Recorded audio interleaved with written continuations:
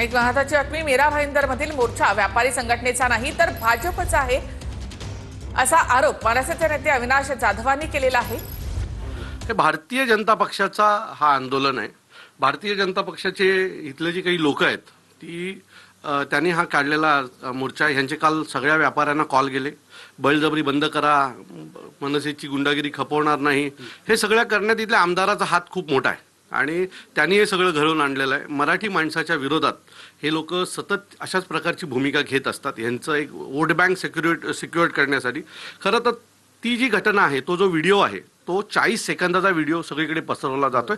त्याच्या आधी अनेक गोष्टी घडलेल्या आहेत, त्या गोष्टी कधीही कोणीही समोर आणलेल्या नाहीत। झालं असं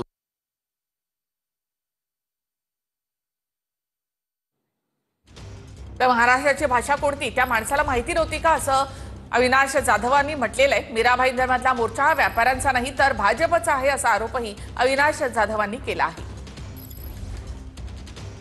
मीरा भाईंदरमध्ये एका व्यापाऱ्याला मनसेकडनं मारहाण करण्यात आली होती, त्या विरोधामध्ये व्यापारी संघटनेने तिथे मोर्चा काढलाय।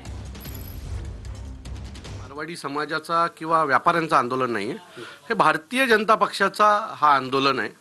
भारतीय जनता पक्षाचे इथले जे काही लोक आहेत त्यांनी हा काढलेला मोर्चा, ह्यांचे काल सगळ्या व्यापाऱ्यांना कॉल गेले, बळजबरी बंद करा, मनसेची गुंडागिरी खपवणार नाही, हे सगळं करण्यात इथल्या आमदाराचा हात खूप मोठा आहे आणि त्यांनी हे सगळं घडवून आणलेलं आहे। मराठी माणसाच्या विरोधात हे लोक सतत अशाच प्रकारची भूमिका घेत असतात, यांचं एक वोट बँक सिक्युअर्ड करण्यासाठी। खरं तर ती जी घटना आहे, तो 40 सेकंदाचा व्हिडिओ सगळीकडे पसरवला जातोय।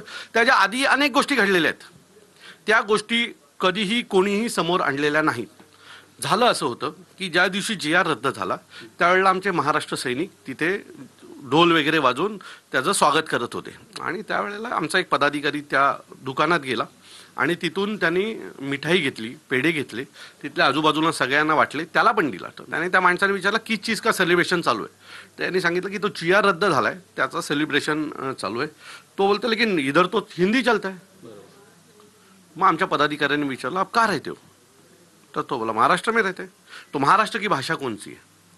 ज्या वेळेला महाराष्ट्राची भाषा त्याला मराठी माहीत नाही ना, तेव्हा महाराष्ट्र सैनिकांनी दिलेला त्याला प्रसाद आहे। तुम्ही त्या व्हिडिओमध्ये त्याचा ॲटिट्यूड बघितलात का? त्या माणसाचा ॲटिट्यूड बघितल्याच्या नंतर त्याला मारायलाच पाहिजे अशा प्रकारचा ॲटिट्यूड त्याचा तिथे होता।